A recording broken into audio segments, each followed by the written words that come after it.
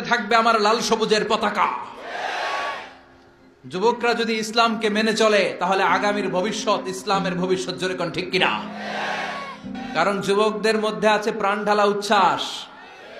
মুরব্বীদের স্বাদ আছে কিন্তু সাধ্য নাই। মুরব্বীরা চায় অনেক কিছু করতে কিন্তু করে দেখাতে পারে, মাজায় ব্যথা, কোমরে ব্যথা। আগামীর নেতৃত্বে মুরব্বী নয়, যুবকদেরকে এগিয়ে আসতে হবে। চিল্লায় বলো ঠিক কিনা? যুবকদের রক্ত গরম, তারা চাইলে একটা বিপ্লবকে নেতৃত্ব দিতে পারে। They can lead a revolution. গোটা বিশ্বে যত বিপ্লব হয়েছে সব যুবকদের দিয়ে হয়েছে। সুবহানাল্লাহ পড়েন। তো মুসলিম যুবকদেরকে জ্বলে উঠতে হবে আপন শক্তিতে। এরপরে নিরাপদ সড়ক চাই, একটা আন্দোলন হয়ে গেছে এই দেশে। ওইখানে কি মুরব্বীরা নেতৃত্ব দিয়েছিল?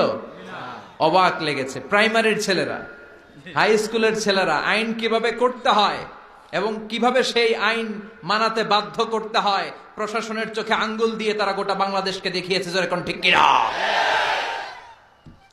র্যাবের গাড়ি আটকে ফেলছে, পুলিশের গাড়ি আটকায় দিছে, মন্ত্রীর গাড়ি আটকে দিছে। বলছে লাইসেন্স দেখান, show me the driver's license. খবর আছে না নাই? স্যার স্যামুয়েল হ্যান্টিংটন একটা বই লিখে গোটা বিশ্ব কাঁপিয়েছে, দ্য ক্ল্যাশেস অফ সিভিলাইজেশন, সভ্যতার সংঘাত। গোটা বিশ্বব্যাপী শুধু দাপট, লড়াই, স্নায়ুযুদ্ধ, কোল্ড ওয়ার, ক্ষমতার দাপট নিয়ে গোটা বিশ্বে এখন রমরম অবস্থা। কে কার চেয়ে বড় সুপার পাওয়ার হতে পারে? এখন সবচেয়ে বড় super power United states of America, ঠিক কিনা? তারা হচ্ছে এখন সুপার পাওয়ার।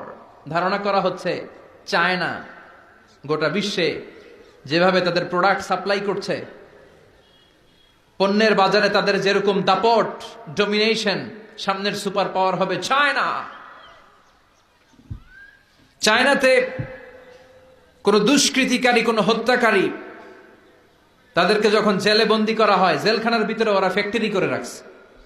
জেলে ঢুকবি তো কাম করে খা, আছে না নাই? কি সুন্দর অ্যাটিটিউড। যে যেই কাজ পারে জেলখানার ভিতরে ওই ফ্যাক্টরি। আগামীর সুপার পাওয়ার হতে যাচ্ছে চায়না।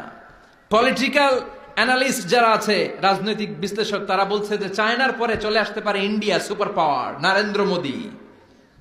সভ্যতার সংঘাত আদিকাল থেকে আজ পর্যন্ত আছে না নাই? একটা সময় ছিল সিন্ধু সভ্যতা, আমরা শুনেছি মহেঞ্জোদারো সভ্যতা, বৈদিক সভ্যতা, ইনকা সভ্যতা, চিচেন এতজা সভ্যতা, প্রাচীন মিশরীয় সভ্যতা, ব্যাবিলনীয় সভ্যতা, গোটা বিশ্বব্যাপী মেসোপটেমীয় সভ্যতা। এরকম অনেক সভ্যতার আবির্ভাব ঘটবে।